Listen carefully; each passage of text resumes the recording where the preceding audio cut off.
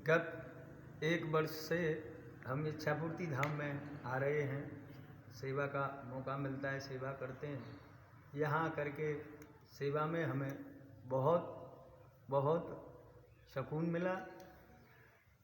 माता इच्छा पूर्ण करती हैं। इच्छा तो पूर्ण क्या होता है, इंसान इच्छाओं को लेकर के ही मरता है, लेकिन निष्काम भाव से अगर मन से सेवा की जाए तो जैसे संसार में जीने की कुछ इच्छाएं हैं, जब तक इंसान जीता है तो यहाँ माता खाटू श्याम इच्छा पूर्ण करते हैं। यहाँ बहुत सुख शांति का आश्रम है। यहाँ हम फिलहाल सेवारत हैं, सेवा कर रहे हैं। इसी के साथ जय इच्छा माता की। तो शास्त्री जी ये बताइए, जो कथाएं आप करते रहे हैं अपने जीवन में, उन कथाओं से क्या लाभ मिलता है, हमारे दर्शकों को बताएं। जो हम जीवन में कथा करते हैं, सबसे बड़ा जो लाभ मिलता है, एक तो परमात्मा के प्रति हमें एक ऐसा ज्ञान मिलता है कि जिसे पहचाना जा सकता है कि परमात्मा कुछ है। ज्ञान मिलता है और संसार में कैसा जीना चाहिए, ये कथाओं से ही, माने परमात्मा को पहचान कराने का मतलब है कथाओं का। पहचान हुई, फिर उसके बाद उनके नाम में, उनकी भक्ति में व्यक्ति जुड़ जाए तो उस कथा और सत्संग जो है भगवान का स्वरूप पहचान कराते हैं। कैसे करुणावान है, कैसे ठाकुर जी हैं, कैसे सृष्टि को बनाया, कैसे अपने ही इस वंश का ईश्वर अंश जीव अविनाशी, ईश्वर सदा हैं और जो जीव है वो मरने मिटने वाला है, अपने कर्म से भाव से जैसे भी है अपना भोगने के लिए यहाँ आता है। लेकिन ठाकुर जी से जब जुड़ जाता है, पहचान होती है, भगवान कृपा करते हैं। संसार कृपा करे न करे, लेकिन संसार को बनाने वाला ठाकुर जी, भगवान, मैया, इच्छा, ये जरूर कृपा करती हैं। तो मुक्ति का पथ जो मार्ग मिलता है वो कथा से मिलता है, सत्संग सद्गुरुओं से मिलता है। शास्त्री जी ये बताइए, ये इच्छा पूर्ति धाम है, ये विश्व का पहला ऐसा स्थल है जो इच्छाओं की पूर्ति के लिए बात करता है। तो जितने भी स्थानों पर भक्तजन जाते हैं वहाँ सब इच्छाएं लेके जाते हैं या कुछ और बात होती है? इसमें ऐसा है महाराज जी, इच्छा ही होती है, चाहे उसे कुछ भी कहो कि हम अपना भाव लेके जा रहे हैं। भाव में है तो वो भी तो इच्छा ही है, बिना इच्छा के नहीं होता है। इच्छा का एकदम साधारण रूप है इच्छा। आपकी क्या इच्छा है? देवता भी कहते हैं, ठाकुर जी भी कहते हैं, मांगो जो तुम्हारी इच्छा हो। इच्छा से सब, इच्छा से ही जीना है। तो चाहे हम हनुमान जी के दरबार में जा रहे हैं, राम जी के में जा रहे हैं, राधा जी के जा रहे हैं, कृष्ण के में जा रहे हैं, सदगुरुदेव भगवान के मठ मंदिर में जा रहे हैं, तो अपना भाव इच्छाएं लेकर के कि हम गुरु जी से, हम महाराज जी से, भगवान से हम ये अपने मन की बात को कहेंगे। हमारे मन में ये इच्छा है, हम उनके सामने प्रकट। अब वो इच्छा सांसारिक है या अपने जीवन उत्थान के लिए इच्छा है। इच्छा का कोई भी रूप हो सकता है। ये नहीं कि धन दौलत ही यही इच्छा है, भक्ति भी इच्छा है, इच्छा भी भक्ति एक ही है। इच्छा को कहीं भी आप ले सकते हो, चाहे अच्छे में या बुरे में, जैसे ही वो इच्छा ही है, वो भाव ही है।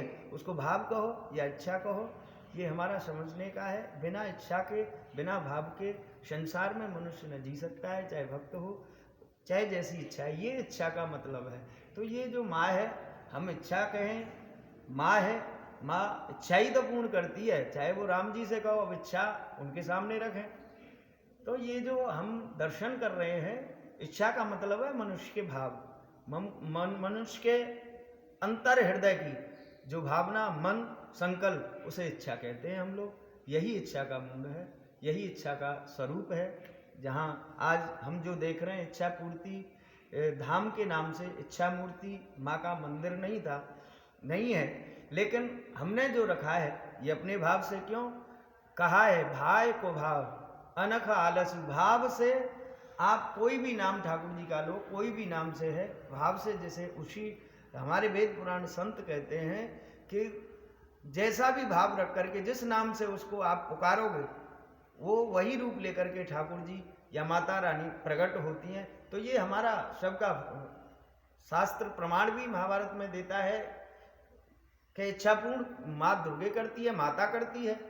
तो उसी का रूप है माँ दुर्गे, माँ कात्यायनी, माँ जितनी भी हैं उन्हीं का ये एक रूप स्वरूप है। माँ साक्षात दुर्गे हैं। ये इच्छा पूर्ति के भाव से यहाँ भक्तों ने विराजमान किया है। तो माँ उसे कुछ भी कहो, इच्छा पूर्ति करते हैं। जी महाराज। हमने इच्छा पूर्ति दर्शन लिखा है 10,000 पन्नों का, जिसको हमने परमात्मा से भी बड़ी चीज उसमें जो दर्शाई है वो इच्छा दर्शाई है। क्योंकि जब परमात्मा भी पैदा हुआ होगा, किसी की तो इच्छा हुई होगी परमात्मा को पैदा करने में, परमात्मा को पैदा होने में। तो सबसे ज़्यादा और सबसे पहले जो बताते हैं हमारे धर्मशास्त्र, वो ये बताते हैं ब्रह्म है, ब्रह्म ने सृष्टि की रचना की। तो हमने ये भी जानने की कोशिश की कि ब्रह्म से पहले क्या है, ब्रह्म से पहले क्या है। अब जैसे कोई दूसरे धर्म का बोलता है जी अल्लाह ने दुनिया बनाई, अल्लाह से पहले क्या है। कोई कहता है जी गॉड ने दुनिया बनाई, तो गॉड से पहले क्या है, तो कुछ तो होगा। जिसने गॉड को पैदा किया है, भगवान को पैदा किया है, परमात्मा को, ब्रह्म को, किसी को भी पैदा किया है, तो उससे पहले क्या। तो जब हम वैज्ञानिकों के पास गए तो वहाँ बताया उन्होंने कि ब्रह्मांड ने दुनिया बनाई है। वो किसी भगवान को, किसी परमात्मा को, किसी को नहीं मानते, क्योंकि साइंस तो प्रैक्टिकल प्रूफ मानती है, अनुभव मानती है कि भाई जब उसको कोई आदमी नहीं मिला भगवान के रूप में, तो उन्होंने क्या, ब्रह्मांड है, ब्रह्मांड मिला और ब्रह्मांड से ही सारा ये खेल चल रहा है। तो हमने उनसे भी पूछा कि ब्रह्मांड से पहले क्या है, भाई ब्रह्मांड से पहले भी तो कुछ होगा। तो उन्होंने कहा जी शून्य। तो हमने कहा शून्य से पहले क्या है, शून्य में तो कुछ है ही नहीं। तो उन्होंने कहा जी यहाँ तक हमारी खोज हुई है, यहाँ से आगे हम भी नहीं जानते। तो फिर हमने अपनी एक थ्योरी दी है कि सबसे पहले शून्य मानो, शून्य से पहले मानो, वहाँ पर एक इच्छा उत्पन्न हुई कि मैं एक से अनेक हो जाऊं, एक से द्वैत हो जाऊं। तो उसने ब्रह्मा, ब्रह्मांड, भगवान, परमात्मा, उसकी संरचना की। इच्छा ने, इच्छा की इच्छा हुई कि मैं एक से अनेक हो जाऊं। उसके बाद में ब्रह्मांड हुआ, ब्रह्मांड की, ब्रह्म की, परमात्मा की इच्छा हुई कि मैं एक से अनेक हो जाऊं। उसने धरती, गगन, तारे, आकाश, पाताल सब कुछ तैयार किया। फिर उनकी इच्छा हुई कि मैं भी कुछ बनाऊं, फिर उनकी इच्छा हुई मैं कुछ बनाऊं, फिर उनकी इच्छा हुई मैं कुछ बनाऊं। ऐसे बनाते बनाते बनाते बनाते हम बन गए। हम जब से, होश से पहले की तो हम अंदाजा लगा सकते हैं, अनुभव तो नहीं कर सकते, लेकिन जब से हमें होश हुआ है और आपके हिसाब से जब तक हम मरेंगे, आखिरी सांस रहेगी, तब तक क्या हम इच्छा रहित हो पाएंगे या नहीं हो पाएंगे, ये शास्त्री जी आप बताएं। और मेरी इस इच्छा के जो मैंने सीरीज बताई है, इससे आप कितना इत्तेफाक रखती हैं, कितना इसको मानते हैं, या इसमें कुछ और जोड़ने की जरूरत है? जी महाराज जी, बहुत सुंदर आपने बताया कि नारायण ने जब कोई ओम से कहता है, हर अलग अलग संप्रदायों का अलग अलग है, वो अपने अपने इष्टों को, उनको महत्व ज़्यादा देते हैं। जैसे कि नारायण ने सबसे पहले केवल बताया है कि जैसे हमारी संप्रदाय है, हम रामानंदी संप्रदाय से, अपना वैष्णव संप्रदाय से हैं, तो हम नारायण को सब मानते हैं। तो नारायण के ही मन में इच्छा हुई कि सौक्यम बहुश्याम, मैं एक से ज़्यादा हो जाऊं। तो उनके नाभि से कमल निकला, कमल से ब्रह्मा, ब्रह्मा से फिर आगे ये सारी सृष्टि, आगे अनेक सब लोग विद्वान जानते हैं। तो इच्छा जब भगवान की हुई कि एक से मैं क्यों ना अनेक हो जाऊं, तो वो भी इच्छा ही लेकर के हुआ, इच्छा ही है। उसके बाद जितनी भी है, आपने जो प्रश्न अंत में जो दोहराया किया है कि क्या मनुष्य इच्छा से परे हो सकता है मरते समय तक, या इच्छा साथ जाती है। इच्छा का मतलब यही है कि मरते मरते इच्छा रहती है, मरते मरते इच्छा रहती है, ये साथ चलता है। अब हम भाव से कहाँ इच्छा को ले जा रहे हैं। एक तो मनुष्य की भावना होती है कि मेरे संसार को देखता है कि संसार का ये मेरा काम अधूरा रहा, ये मेरी इच्छा थी।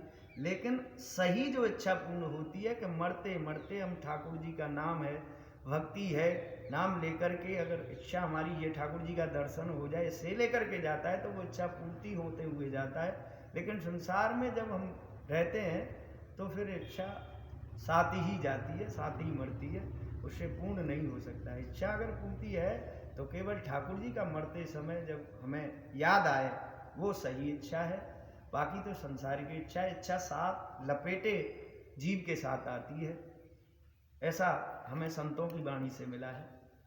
मैं अब आपके अनुभव की बात करता हूँ। ये आपने शास्त्रों की बात करी और सारी बातें करी, मैं आपके अनुभव की बात करता हूँ कि आपका अनुभव क्या है।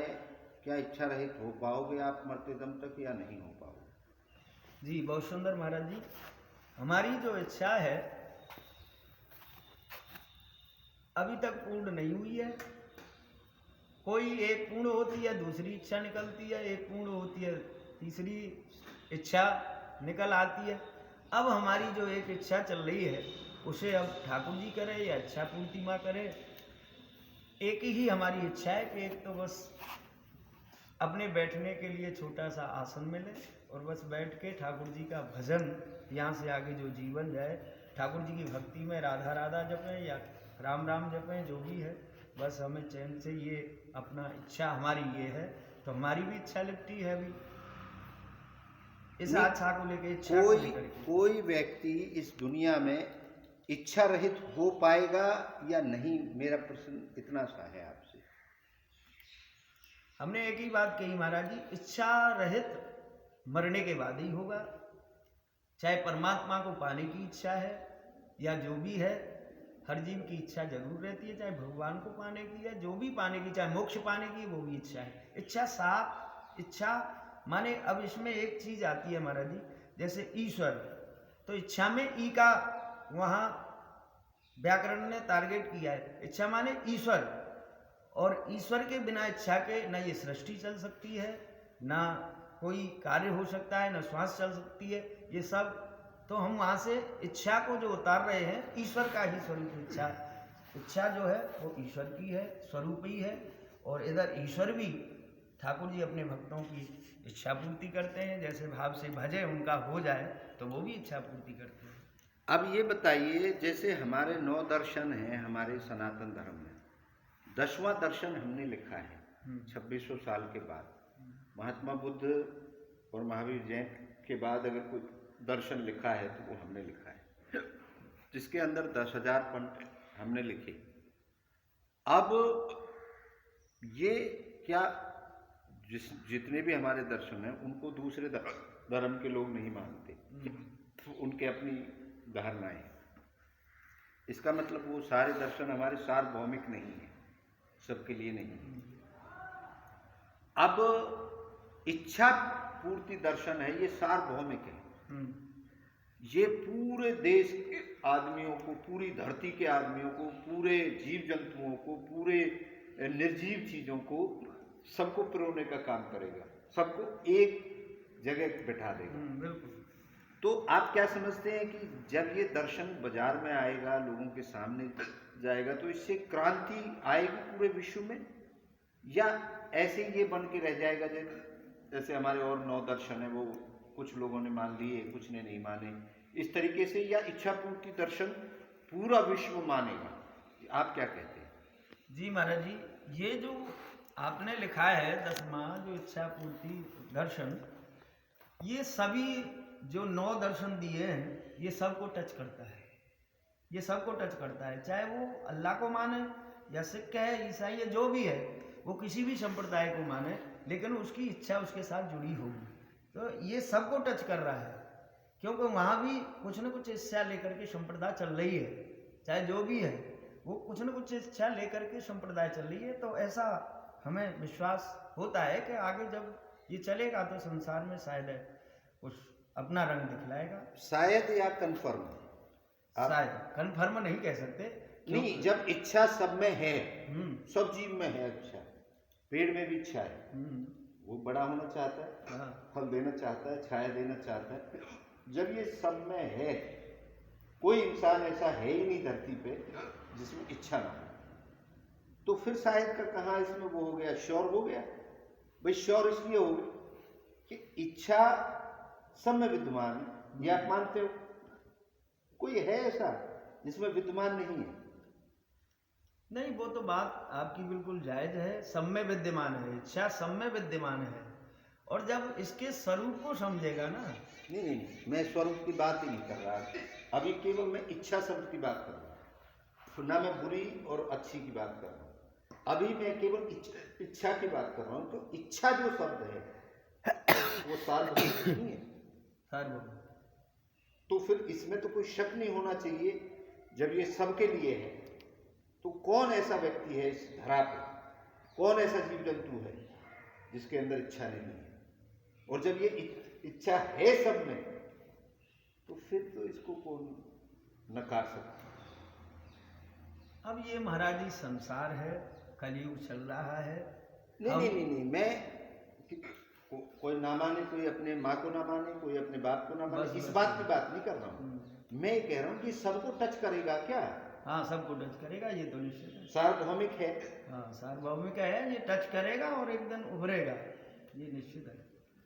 ये शास्त्री जी थे जो बड़े ज्ञानी हैं, और इन्होंने अपने वक्तव्य बताए और इन्होंने बताया कि इच्छा सब में विद्यमान है।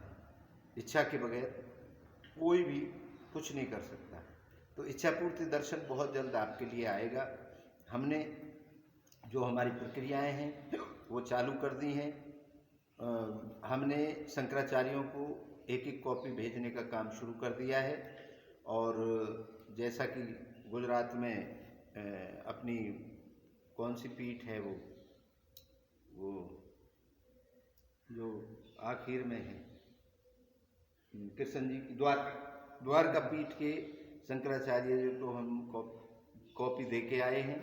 वो उसका अध्ययन करेंगे और चारों शंकराचार्यों को हम भेजेंगे। जब चारों शंकराचार्यों की परमिशन आ जाएगी तब ये पब्लिक के लिए छपेगा और आप तक पहुंचेगा। कैसे आपकी इच्छाएं पूर्ण होंगी, कैसे आप तय समय सीमा में अपनी इच्छाएं पूर्ण कर सकते हो, कैसे युगों युगों से इच्छाएं पूर्ण होती रही हैं और आज के युग की इच्छाएं कैसे पूर्ण होंगी, वो सब जिक्र है उसमें।